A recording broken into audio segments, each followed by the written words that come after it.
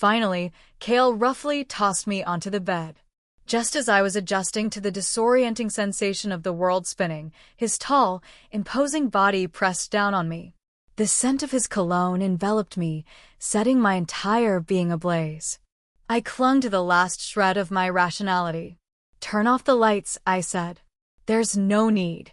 I want to feel your body more." I actually hoped he wouldn't recognize me tomorrow.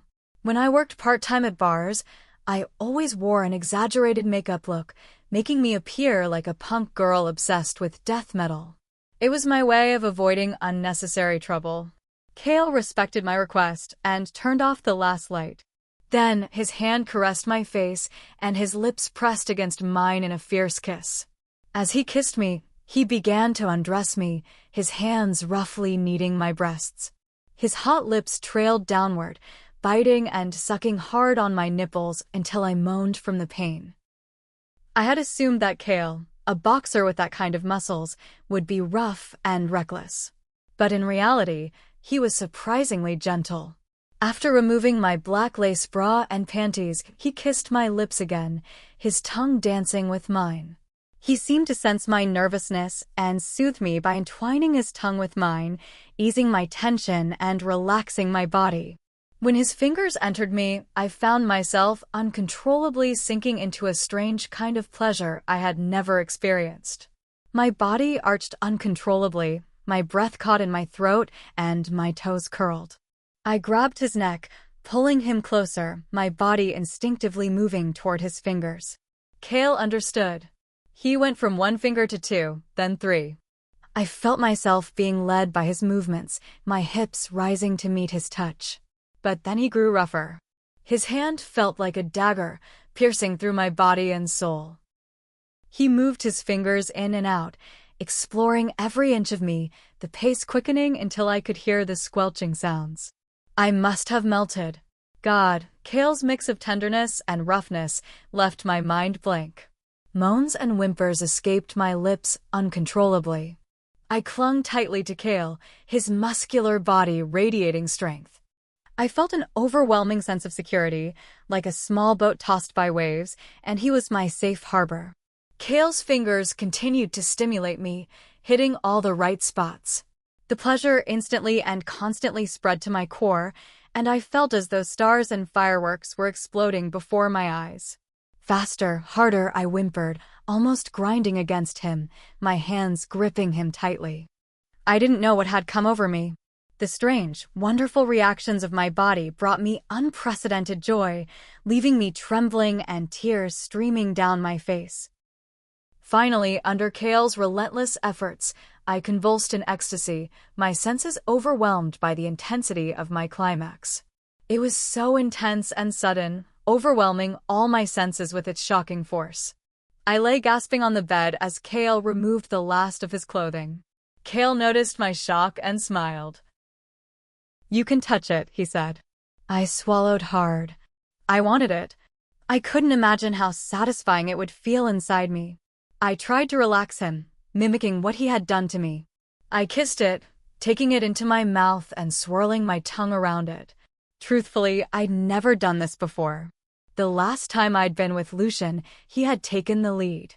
I was terrified of messing up, but Kael's pleased expression and the moans escaping his lips reassured me. "Good girl," Kael said, his deep brown eyes glowing as he stared at me. It felt as though he was etching me into his soul. Finally, he gripped my head and thrust into my mouth, releasing himself with a groan. We both collapsed onto the bed, utterly exhausted. But Kael recovered quickly. After just half a minute, he flipped me over and spread my legs. As he positioned himself at my entrance, I trembled uncontrollably. I instinctively clung to him, seeking comfort. "Good girl, is this your first time?" Kael asked in a low voice, perhaps sensing my nervousness. He kissed my lips gently. I was too overwhelmed to answer, my senses consumed by the intensity of the moment.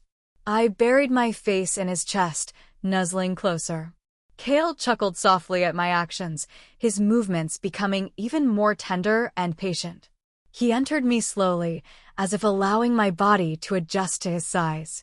At first, he moved cautiously, his deep eyes watching me intently. If I winced, he would stop and kiss me. Once the initial discomfort passed, I felt an incredible fullness, the pleasure spreading through my entire body. "You don't need to worry about me, Kael.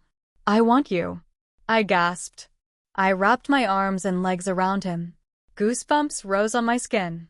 It felt as though Kael's teeth had grown into sharp fangs, ready to pierce my flesh at any moment.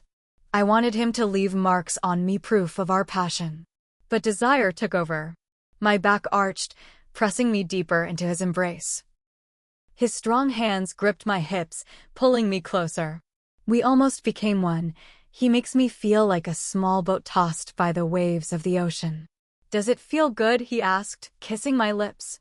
Despite his roughness, his tone was gentle, like a true gentleman, heightening my pleasure. "Yes, I can handle even more," I replied. As soon as I spoke, Kael's thrusts grew even more forceful, shaking me to my core. This was an experience unlike any I'd had before. Compared to this, my time with Lucian had been utterly disappointing. Back then, Lucian had only cared about his own pleasure, leaving me in pain and numbness. He had climaxed before I could even begin to enjoy it. But now my body trembled, my vision blurred, and moans spilled from my lips uncontrollably.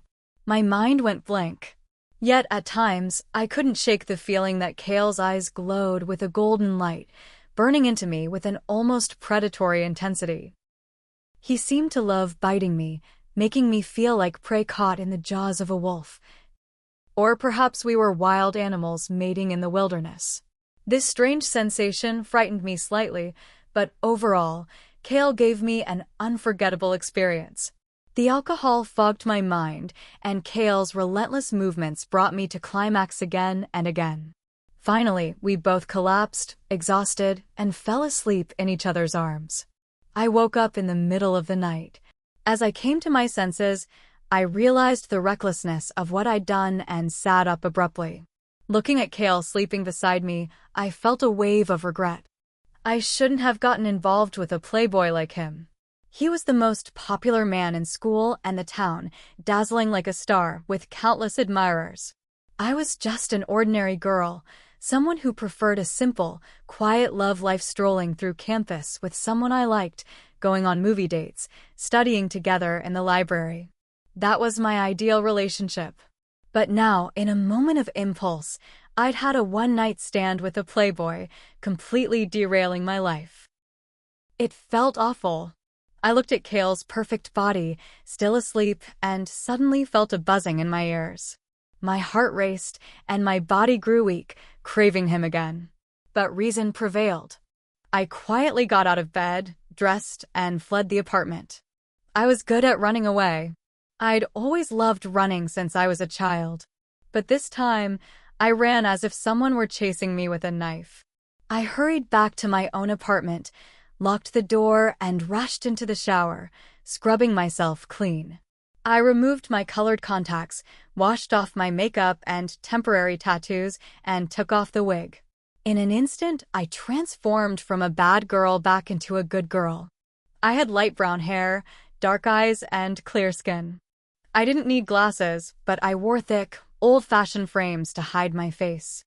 I liked wearing loose t-shirts and jeans, which allowed me to attend classes quietly and avoid unwanted attention. I had thought Lucian had seen the beauty in my soul, that our love was precious. But reality had taught me that men only cared about appearances. Damn it, I shouldn't have deluded myself. Please download Novels Ago and search the code in the upper left corner to continue reading.